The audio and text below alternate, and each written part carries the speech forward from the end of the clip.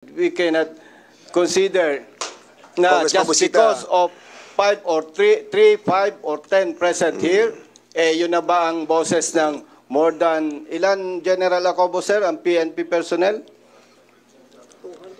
We are 220,000 plus, sir. Oh, Congressman Busita, we Yes, respect. Mr. Chair. No. Listen, we respect your sentiment. yes. Lahat naman po Mr. Chair, tayo. No, wait. Not my sentiments. No.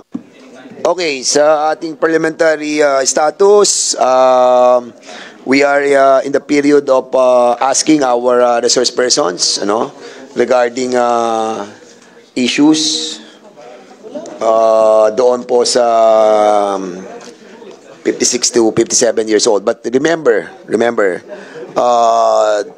this compulsory retirement and the increase of the age of retirement were already been approved by the House of Representatives and even the Senate. Under the, what bill was that? Under House Bill number 8969, Section 4, yung pong compulsory retirement, 56 to 57 were both approved by the both houses. And the veto of the President does not include the compulsory retirement. As a matter of fact, we have discussed this lengthily. Now, what we are trying to discuss is a separate yung retirement age. And what we have now in our discussion is the measure that we have to approve today. So now, may mga question about the some amendments. The proposal amendments of the PNP, which can be moved by one of the members to be adopted by us, and some issue about the Bureau of Fire and the Bureau of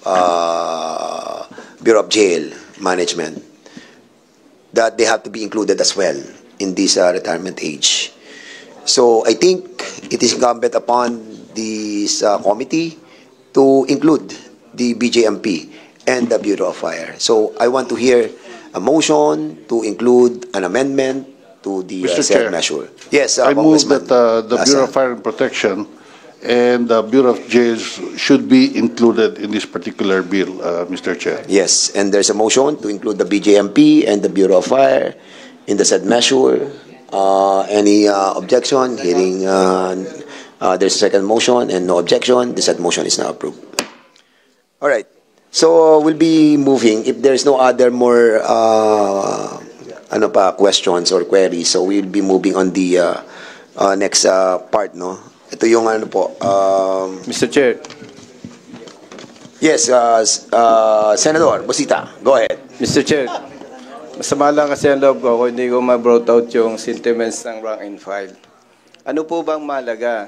Yung gusto ng ilan o yung gusto ng majority? Especially those affected personnel from the PNP. Isinama na po natin yung BGMP and Bureau of Fire.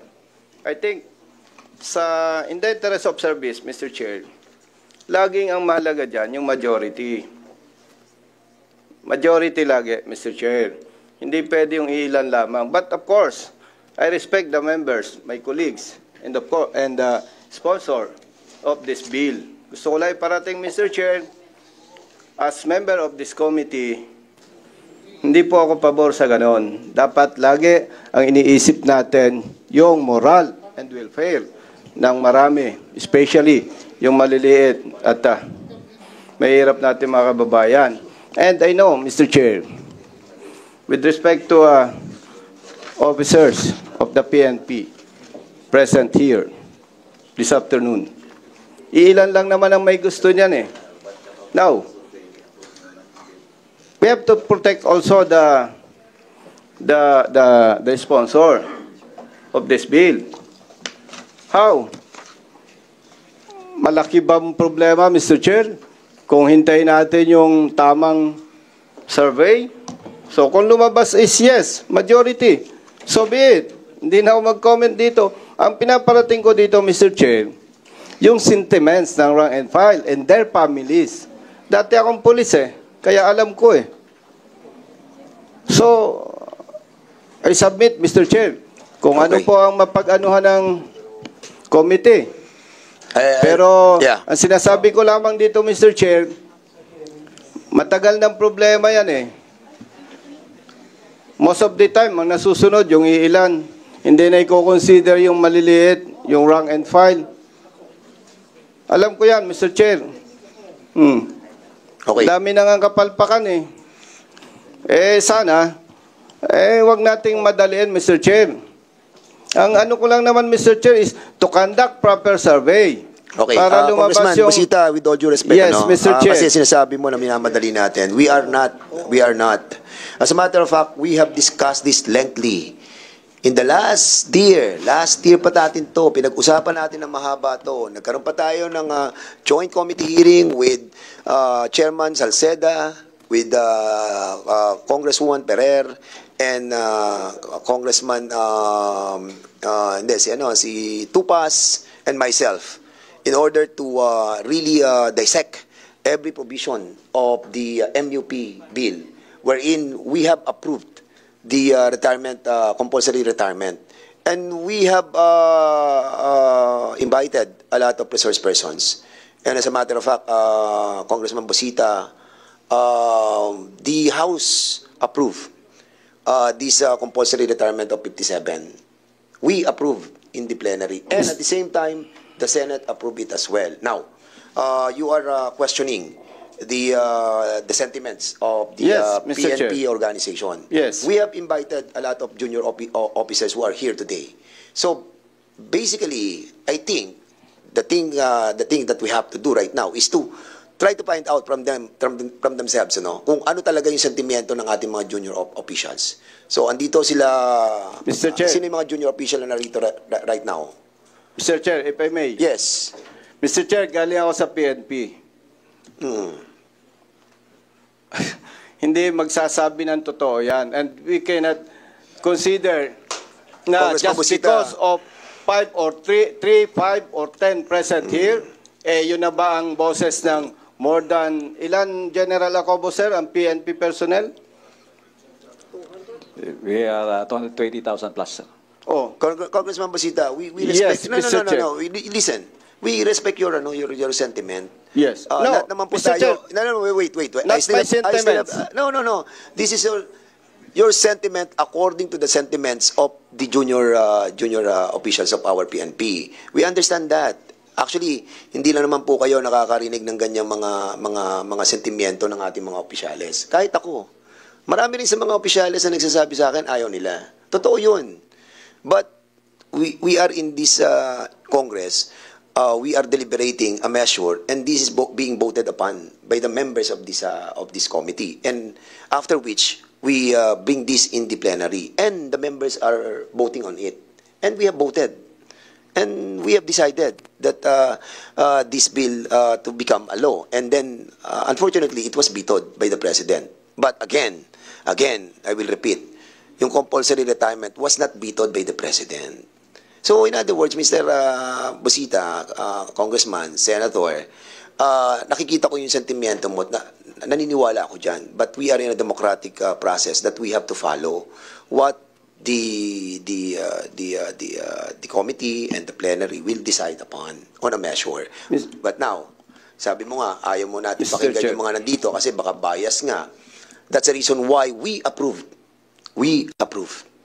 your motion directing the PNP to conduct a survey kahit na po aprubahan natin sa committee to. Why? Because pupunta pa na tayo sa plenary And after which, nakita natin that the survey that was conducted by them, truly, honestly, and nakita natin talaga sentiments, then we put that in the plenary and find out that the sentiments of the totality of the PNP really is against the compulsory retirement. Mr. Chair. And that's the reason why we wanted to give credence to what you have moved a while ago. So with that, the Chair would like to recognize Congressman Plaza. Yes, Mr. Chair. Actually, that's why I duly seconded the motion of Congressman Busita, simply because a survey is a survey for us to have a better understanding on what is really happening on the ground. Then, but at the end of the day, we go to the plenary and decide if we agree or approve with this. Because it's unfair that the armed forces of the Philippines is, the retirement age is 57, and the PNP is just PNP, BJNP, and so on and so forth, would be at 56 years old.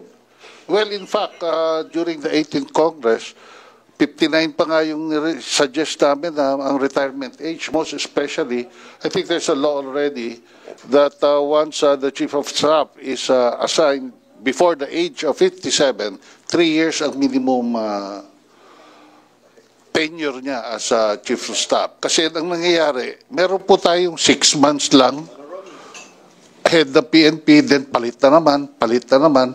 Short term ang nangyayaring, here is Congressman Acop. Again, Congressman Busita, ang akin is really, I agree with you na my sentiments, but that's why nag-second ako, so that I can have a better understanding and I can decide better when the time comes. Thank you, Mr. Chair.